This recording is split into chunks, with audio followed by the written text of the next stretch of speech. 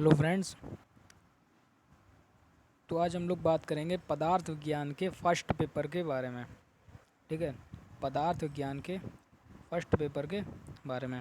और ये जो पेपर है वो आपका कानपुर यूनिवर्सिटी के पेपर पैटर्न के हिसाब से है। ठीक है, according to the pattern of the university of Kanpur यानी CSJMU के अकॉर्डिंग ये जो पेपर है वो लिया गया है। ठीक है, जो आपकी कानपुर यूनिवर्सिटी है उसमें आपका पेपर जो आता है वो इसी सीक्वेंस में पूछा जाता है और जो मार्किंग है वो भी ऐसे रहती है।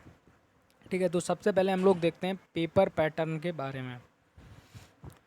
तो जो आपका सबसे पहले यहाँ पर जो आपको 2 मार्क्स के क्वेश्चन मिलेंगे 10। ठीक है, 10 क्वेश्चन आपको मिलेंगे 2 नंबर के।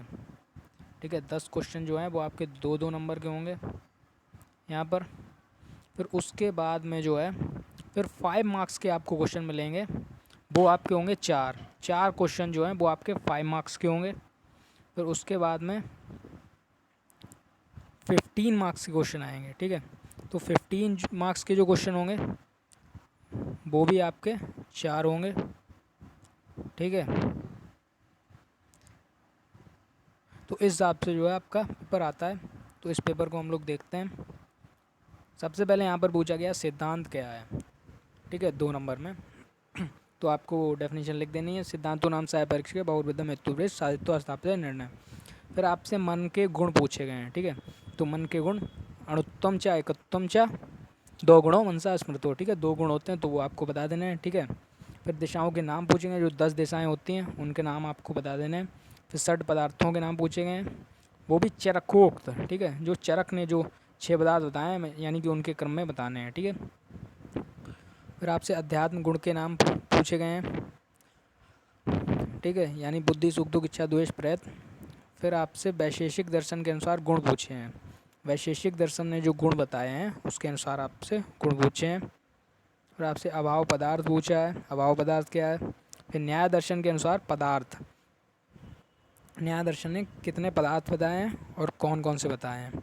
फिर शरीर के आकाशात्मक भाव, कि शरीर में आकाशात्मक भाव कौन कौन से होते हैं। गुण एवं कर्म का वैधर्म, यानी गुण एवं कर्म के बीच में डिफरेंस। फिर 5 मार्क्स में क्वेश्चन है पंच महाभूतों की आयुर्वेद में उपयोगिता, कि पंच महाभूत की आयुर्वेद में क्या उपयोगिता है। ठीक है, जैसा कि आप लोग जानते हैं सर्वद्रव्यम पंचभौतिकस्मिन् अर्थ है, यानी कि संसार में कोई भी द्रव्य हो वो पंच महाभूतात्मक है।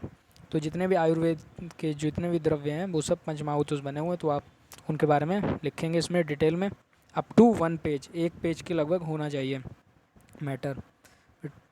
आपका नेक्स्ट क्वेश्चन है काल के लक्षण एवं आयुर्वेद में उपयोगिता। काल के आपको लक्षण लिखने हैं, ये कालो ही नाम भगवान, कोई भी आप श्लोक उसमें दे सकते हैं और काल के लक्षण लिख सकते हैं। चरक सुश्रुत का लिखेंगे तो ज़्यादा अच्छा रहेगा। और फिर आयुर्वेद में उपयोगिता उसकी बताएंगे कि काल की आयुर्वेद में क्या उपयोगिता है। ठीक है, फिर समवाय क्या है। समवाय, समवाय जो कि विशेष के बाद समवाय जो कि छठा पदार्थ है समवाय। ठीक है, तो समवाय क्या है, समवाय आपको बताना है। और फिर संयोग और समवाय में भेद, यानी संयोग और समवाय में आपको डिफरेंस बताना है। फिर कर्म के लक्षण एवं आयुर्वेद में उसके भेद, फिर कर्म के लक्षण बताने हैं और आयुर्वेद में उसके भेद बताने हैं। फिर आते हैं 15 मार्क्स के क्वेश्चन।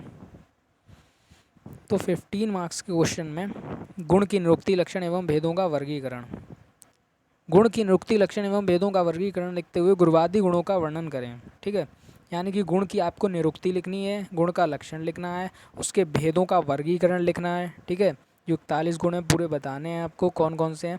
और फिर गुणवादी गुणों का वर्णन करना है, जो कि आपके 20 गुणवादी गुण होते हैं उनका वर्णन आपको करना है इसमें।